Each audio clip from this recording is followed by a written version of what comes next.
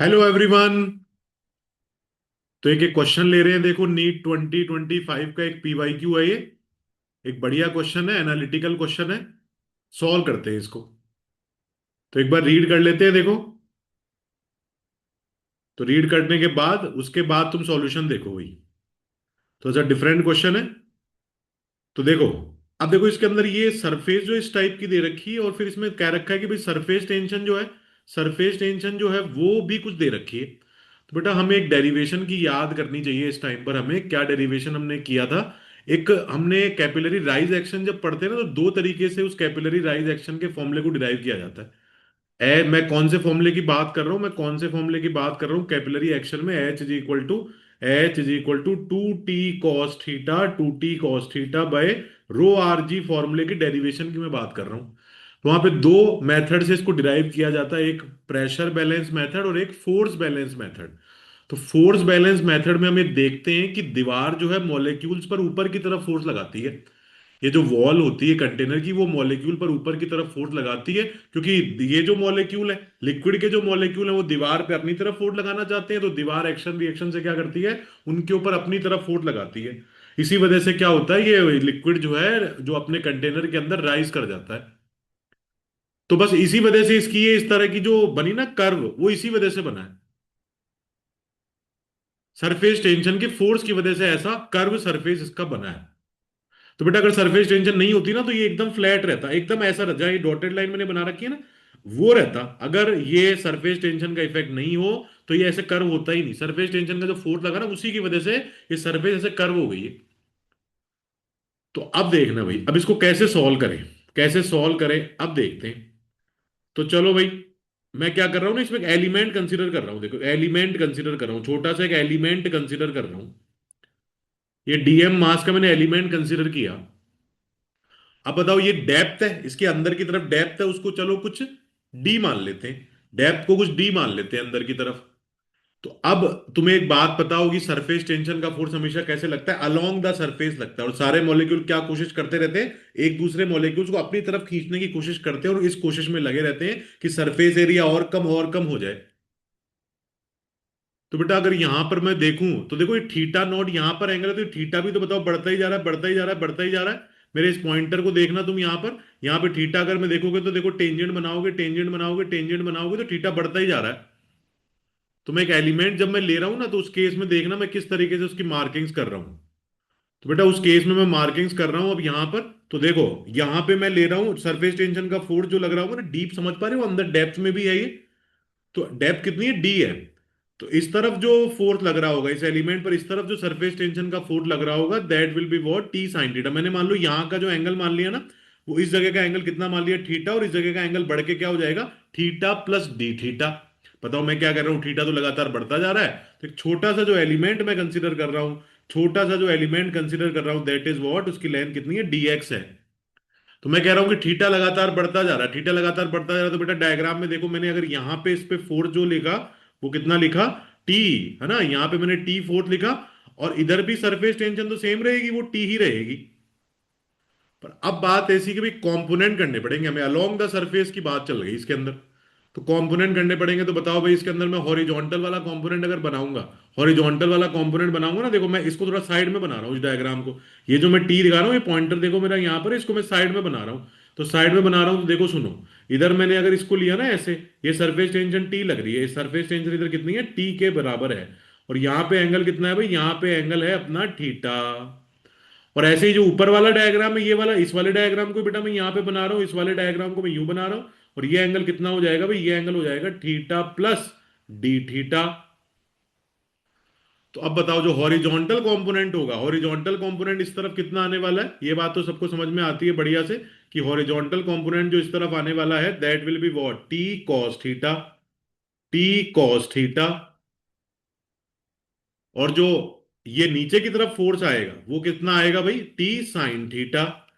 मतलब surface tension का मैं कंपोनेंट कर रहा हूं, या तुम फोर्स का भी कर दो, कोई बात नहीं। सरफेस टेंशन को लेंथ से अगर मल्टीप्लाई कर देते तो फोर्स बन जाता है बेटा वो। तो मैं कर देता हूं, डेप्थ को मैंने डी माना, तो बताओ कितनी लेंथ हो गई? सरफेस टेंशन लेंथ पे लगता है, तो डी लेंथ पे कितना लगेगा? सरफेस टेंशन को मैं लेंथ से मल्टीप्लाई कर दूं तो फोर्स आ जाता है। तो मैं कह रहा हूं अंदर गहराई उसकी डी है। तो इमेजिन करो भाई, ऐसी कोई कर्व है और गहरा वो डी है, तो जो लाइन बना रहा हूं मैं कितनी लेंथ की बना रहा हूं, डी लेंथ की बना रहा हूं, तो फोर्स कितना हो जाएगा, सरफेस टेंशन इनटू लेंथ हो जाएगा। तो सरफेस टेंशन को बेटा मैंने लेंथ से मल्टीप्लाई किया, तो लेंथ से मल्टीप्लाई किया तो डी से मल्टीप्लाई कर दिया फिर इसको, T D cos theta. Force तो तभी बनेगा ना, सरफेस टेंशन तो फोर्स नहीं होता, सरफेस टेंशन तो फोर्स अपॉन लेंथ होता है। अगर मुझे फोर्स बनाना है तो सरफेस टेंशन को लेंथ से मल्टीप्लाई करना पड़ेगा। पूरी बेसिक से बेटा मैं बता रहा हूं तुम्हें। तो बेटा अब ये टी डी कॉस थीटा अगर हुआ तो इधर फोर्स कितना हुआ, टी डी साइन थीटा। लो मैंने डी मल्टीप्लाई कर दिया। ऐसे ही बताओ, ये जो टी इधर है तो ये क्या आने वाला है, बताओ ये क्या आने वाला है, टी कॉस, फिर से वो डी भी मल्टीप्लाई कर दूंगा मैं, लो कर देता हूं, T cos theta plus D theta. ठीक है ना, थीटा प्लस डी थीटा। तो इस बार एंगल कितना लिया हमने, थीटा प्लस डी थीटा। तो थीटा प्लस डी थीटा, और ऊपर कितना, ऊपर कितना भाई, T sine theta plus D theta. पर ध्यान रहे ये थीटा कैसे है, स्मॉल है, जब अपने को क्वेश्चन में दे रखा है। पॉइंटर देखो मेरा, यहां पर देखो, theta naught very very less than one, question में कहीं लिखा हुआ है। ठीक है, theta naught very very less than one question में लिखा हुआ है, मतलब एंगल कैसा लेना है, स्मॉल लेना है। तो एंगल बेटा स्मॉल लेना है, तो सारे एंगल ही हमें स्मॉल कंसीडर करके चलने पड़ेंगे। तो एक बात बताओ, फिर से मेरा पॉइंटर देखो, ये इस तरफ जो फोर्स आएगा इसमें T D cos theta left में, और इधर कितना आ रहा है, T D cos theta plus D theta right में। पर एक बात मुझे बताओ, जब स्मॉल एंगल होता है, स्मॉल एंगल होता है तो कॉस थीटा वन ही हो जाता है। बेटा स्मॉल एंगल मतलब 0 degree, 1 degree, 2 degree, 3 degree, small angle में कॉस थीटा कितना हो जाता है, वन। एक अप्रोक्सीमेशन हमें आना चाहिए इस क्वेश्चन को समझने के लिए। तो अप्रोक्सीमेशन बेटा मैं लिख देता हूं, स्मॉल एंगल के लिए जो कॉस थीटा होता है वो अप्रोक्सीमेटली वन होता है, और जो साइन थीटा होता है स्मॉल एंगल के लिए वो टेन थीटा के बराबर भी लिख सकते हो, और उसको अप्रोक्सीमेटली क्या लिख सकते हो, थीटा लिख सकते हो। बट केवल किसके लिए, स्मॉल एंगल्स के लिए। ठीक है, तो अब बेटा एक बात बताओ मुझे, नेट अपवर्ड फोर्स अगर मैं तुमसे पूछूं, देखो टी साइन थीटा वाले फोर्स जो है वो तो सब्ट्रैक्ट हो रहे हैं, और हॉरिजॉन्टल वाले फोर्स बेटा कैंसिल हो रहे हैं। हॉरिजॉन्टल वाले फोर्स देखो भाई, टी डी कॉस थीटा, बताओ यहां पे इमेजिन करो, टी डी कॉस थीटा इस तरफ, और राइट में कितना, T D cos theta plus D theta. पर बेटा ऐड करने से क्या फर्क पड़ना है, बताओ थीटा प्लस डी थीटा करने से क्या ही फर्क पड़ना है, क्योंकि मैं कह रहा हूं थीटा और डी थीटा मिलकर भी स्मॉल एंगल ही रहेंगे। तो अल्टीमेटली मैं इस पूरी वैल्यू को, मेरे पॉइंटर को देखो स्क्रीन के ऊपर, तो ये वैल्यू कितनी हो जाएगी, लगभग वन ही हो जाएगी। और ये वैल्यू भी लगभग क्या हो जाएगी, वन हो जाएगी। तो बताओ हॉरिजॉन्टल कंपोनेंट तो कैंसिल ही हो गए, और वर्टिकल कंपोनेंट जो सब्ट्रैक्ट हो रहे हैं, मेरे पॉइंटर को फिर से देखो स्क्रीन के ऊपर, ये ऊपर की तरफ जा रहा है और ये नीचे की तरफ जा रहा है। इन दोनों फोर्सेस को क्या करना पड़ेगा भाई, सब्ट्रैक्ट करना पड़ेगा। तो सब्ट्रैक्ट करना पड़ेगा, तो अभी अभी मैंने क्या बताया था तुम्हें कि स्मॉल एंगल के केस में, स्मॉल एंगल के केस में हम साइन थीटा को थीटा लिख सकते हैं। तो अब देखो, जो नेट अपवर्ड फोर्स आने वाला है, नेट अपवर्ड फोर्स जो आने वाला है वो किसके बराबर आने वाला है, डीएमजी के बराबर आने वाला है, MG, net upward force MG. ऐसा ही करते हैं वहां पर भी हम, force balance method, capillary rise action जब पढ़ते हैं, कब तक ऊपर जाता है लिक्विड, जब तक इसका वेट से वो बैलेंस ना हो जाए। वही काम हम यहां करने जा रहे हैं। तो बेटा बताओ, ऊपर की तरफ जो नेट फोर्स आया, ऊपर की तरफ जो नेट फोर्स आया उसको मैं लिखने जा रहा हूं T sine theta plus D theta minus T sine theta, minus में टी साइन, अभी डी कर दूंगा मल्टीप्लाई में, इक्वल टू क्या लिखना है, इक्वल टू क्या लिखना है, डीएम इंटू जी लिखना है भाई। अब इधर अपना डी मल्टीप्लाई में था, लो मैंने डी इधर मल्टीप्लाई बाहर कर दिया, टी इंटू डी। अब स्मॉल एंगल के केस में बेटा मैंने अभी क्या बताया था, साइन थीटा को थीटा लिख सकते हो, तो डी अपना बाहर मल्टीप्लाई में है, टी भी चलो बाहर ले लेते हैं। अब देखो, theta plus D theta, theta plus D theta minus theta, sine theta को मैं क्या लिख रहा हूँ, थीटा लिख रहा हूँ। अब डीएम इंटू जी बेटा देखना, डीएम मतलब अब मैं लिखने आ रहा हूँ इसको डेंसिटी इंटू वॉल्यूम। तो डेंसिटी इंटू वॉल्यूम करने के लिए मैं इसकी हाइट भी मान के चल रहा हूँ, मान लो कोई इसकी हाइट जो है वाई, इस एलिमेंट की हाइट कितनी, वाई है।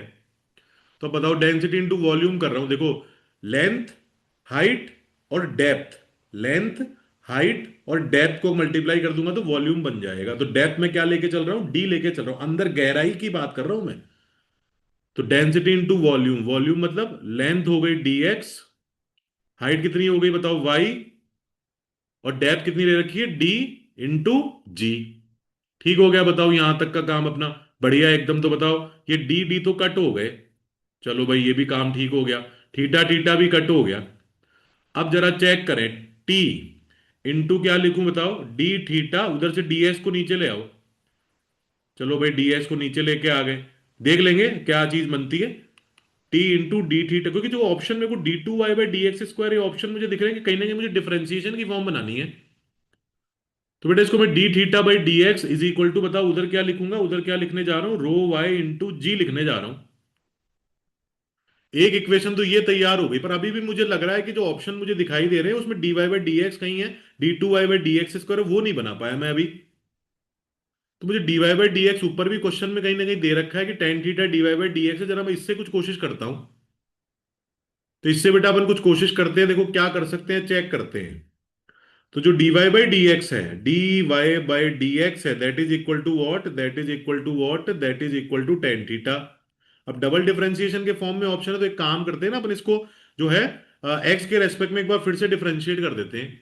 बोथ साइड एक्स के रेस्पेक्ट में फिर से डिफरेंशिएट कर देते हैं। तो बोथ साइड में क्या लगा रहा हूं, D by D X of D Y by D X is equal to D by D X of tan theta.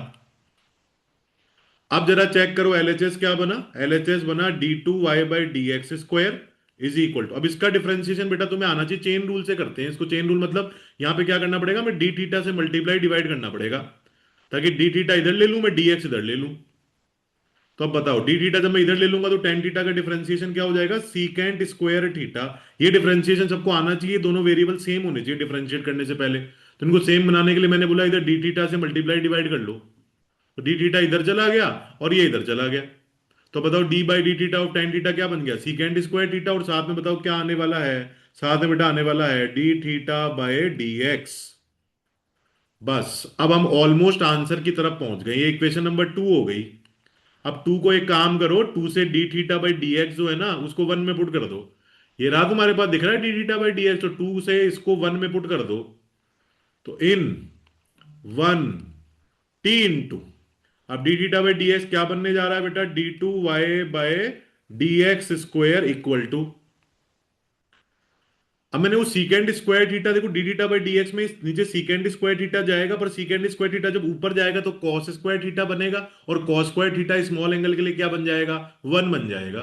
Theta जब स्मॉल होता है तो कॉस थीटा वन, तो समझ रहे हो, D theta by D x जब नीचे लेके जाओगे, सीकेंड स्क्वायर ऊपर बना, कॉस स्क्वायर थीटा को मैं वन कर रहा हूं, इसलिए मैंने कॉस स्क्वायर थीटा की टर्म यहां से गायब कर दी। और क्या बना बताओ, उधर रो जी इंटू वाई बना। अब बताओ D two Y divided by D X square is equal to क्या बना, rho G Y by surface tension T. अब यहां सरफेस टेंशन बेटा एस दे रखी है, तो कोई बात नहीं, एस दे दी तो आंसर अपना कौन सा मैच कर गया, सेकंड ऑप्शन मैच कर गया। आई होप आप लोगों को क्वेश्चन समझ में आ गया होगा, सॉल्यूशन समझ में आ गया होगा।